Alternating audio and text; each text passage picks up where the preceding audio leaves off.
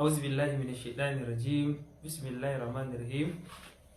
Yan uwa, barkanmu da sake saduwa da ku a wannan tasha mai albarka mai suna Mibarota TV daga wannan gari namu na Kaduna, daga wannan ƙasa ta mu ta Najeriya, don ci gaba da faɗakar da al'umma akan abin da ya shafi addini. Alhamdulillah, kamar yadda muka kallafa ma kanmu karantar da al'umma da umarnin manzo Allah sallallahu alaihi wasallam, ballighu anni walau ayatan, isar da sako daga gare ni ko da aya ɗaya ne in ka sani na ilimi, kai ma ka sanar, in ji manzon Allah sallallahu alaihi wa sallama. Sannan kuma manzo Allah sallallahu alaihi wasallam ya ce khairukum man ta'allama al-qur'ana wa 'allamahu, fiyayyen wanda ya san qur'ani shi ma ya sanar. To yau muna da karatu da zamu gabatar, kamar yadda kowace rana akwai darussa da muke yi don sanar da al'umma, don karantar da al'umma. To kamar yadda muka saba, adatan muna gabatar da ainihin li'irabun nahwul wazi, sannan muna gabatar da ainihin alfiyatu ibn malik bin nahwi was sarfi. To a satin da ya wuce mun tsaya alkalamu wa ma ya ta'allaku minhu, magana da abin da yake rataya da magana. Mun ba al'umma bayani a larabcin an ce alkalam me ake nufi da kalam. To yau karatunmu zai tafi cikin al-mu'rab wal mabani. Akwai abin da ake ce mu'rab a larabci, sannan akwai abin da ake ce mabani a larabci. Idan an ce mu'rab, wasu kalmomi ne na larabci wanda suke caccanzawa min halin ila halin, daga wani hali zuwa wani hali. Idan an ce mabaniyun, wasu kalmomi ne na larabci, su kuma ba sa canzawa daga hali zuwa hali, a haka suke. To sai malam ya ce al-ismu minhum mu'rabun wa mabaniyun. Suna, in an ce al-ismu suna, a cikin suna akwai wanda ana samun shi mu'rabi ne, ma'ana wanda ana mai li'irabi yana canzawa, wa mabaniyun akwai wanda kuma a ginanne ne yake akan haka baya canzawa. Sai ce li shabahin min al-hurufi mudni, akwai wani suna ne, an gane ko, wanda yake canzawa amma za ka ga yana kama da harafi.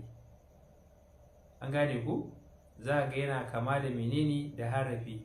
Mudniyun, abin kusantarwa, za ka ga yana kama da harafi amma kuma ba harafi ba ne, suna ne. sai malam ya ce kashabahi alwada'i fi mai ji itana, kamar abin kwatantawa na wurin ajewa a cikin sunaye guda biyu, shine ji itana. A nan akwai sunaye guda biyu. Na farko shine ji ita, na biyu shine na. To waɗannan sunaye ne mabaniyai, ba sa canzawa har abada. Sunaye ne, ji ita suna ne, na suna ne, amma mushabbahin bil hurufi, sun yi kama da harfa amma sunaye ne, ba sa canzawa. Amma a kamanceceniya za ka ga sun yi kama da menene, sun yi kama da harfa. An gane ku? Ji ita suna ne, na shi ma suna ne, amma mabani ba mu'rabi ba. Wal ma'anawi, shi kuma suna ma'anawi wanda fi mata, kaga mata shi ma suna ne, wa fi huna, kaga shi ma huna shi ma suna ne. Dukkan su waɗannan sunaye ne mabaniyai, ba sa canzawa. An gane ko? li'irabi baya cika baya shiga cikin su. Yanzu misali mata, duk inda zai zo ba abin da zai shigo gabansa ko bayansa ya canza shi da mata, daga mata, bayan shi ya canza shi daga huna. Misali ji'ita, ba abin da zai shigo gaban shi ko bayan shi ya canza shi daga ji'ita. Sai dai da ma'irni suna da yawa, akwai ji'ita suna da ainihin yawa, da mirai ne wanda za ka samu suna da yawa. Akwai ji'ita, akwai ji'iti, akwai ji'itum, za ka samu suna da yawa. To saboda haka yan uwa, kamar yadda ɗalibai suka kawo kukan cewa ana cika karatun, a rinka yi musu koda baituttuka guda biyu, to gashi mun tsaya a baituka guda biyu kamar yadda ɗalibai suka nema. Al-mu'rab wal mabani, suna wanda ainihin li'irabi yake shiga da kuma wanda li'irabi baya shiga. Al-ismu minhu mu'rabun wa mabaniyun. Suna akwai wanda ake mai li'irabi, akwai wanda kuma ba a mai li'irabi.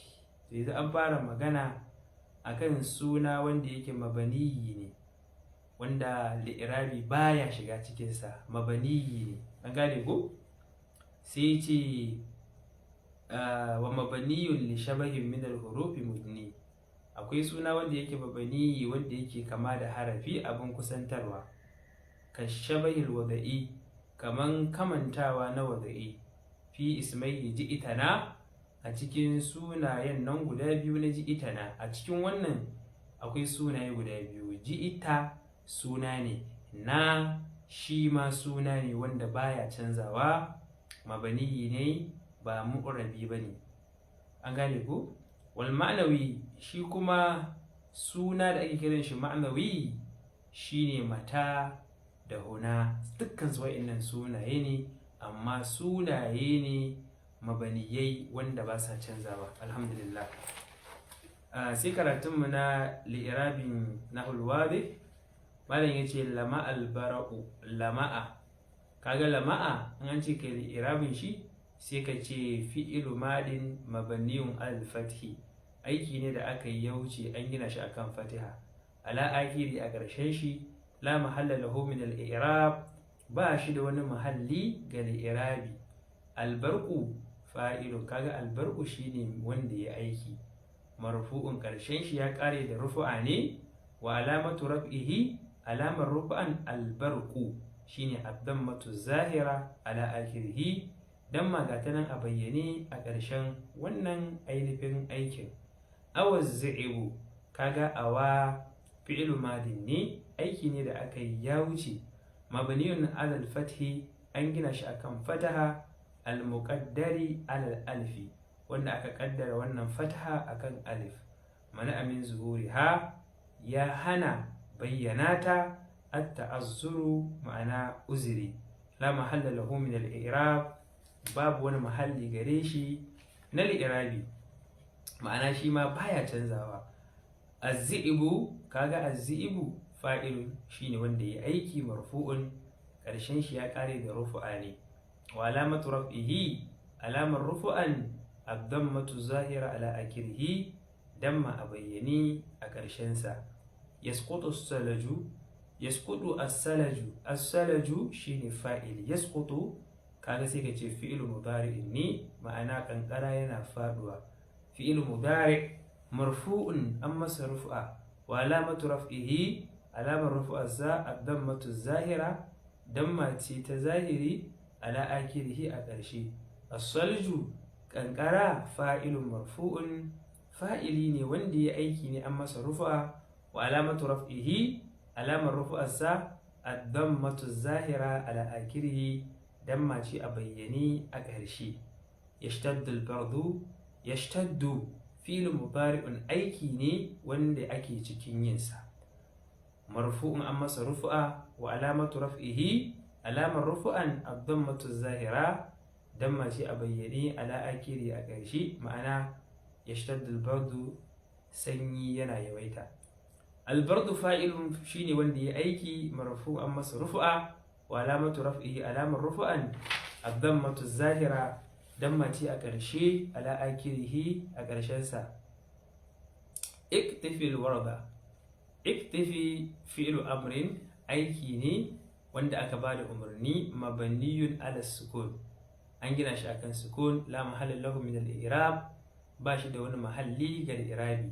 wa hurrika bil kasri, an motsa shi da kasara litakallusi saboda ya tsira min iltiqa'i sakinaini saboda haduwar sukun guda biyu. wa fa'iluhu fa'ilinsa damirun mustatirun wujuban, damiri ne abin boyewa wajen wajabtawa. taqdiruhu anta, taqdirinsa shine kai. alwardatu shi kuma alwardatu alwardata sai zama ba alwardatu ba, alwardata maf'ulun bihi mansub, abinda ake ya fadawa ne abin yi wa fataha. wa alamatu nasbihi, alaman yin fatahan alfatahatu zahira ala akirihi, shine fataha ga ta nan a bayyane a ƙarshen sa. kuzil kitabar littafi, kuz fi'lu madin mabni ala sukun, fi'li madi ne mabniyun ala sukun, la mahalla lahu min al-i'rab, ba shi da wani mahalli ga irabi.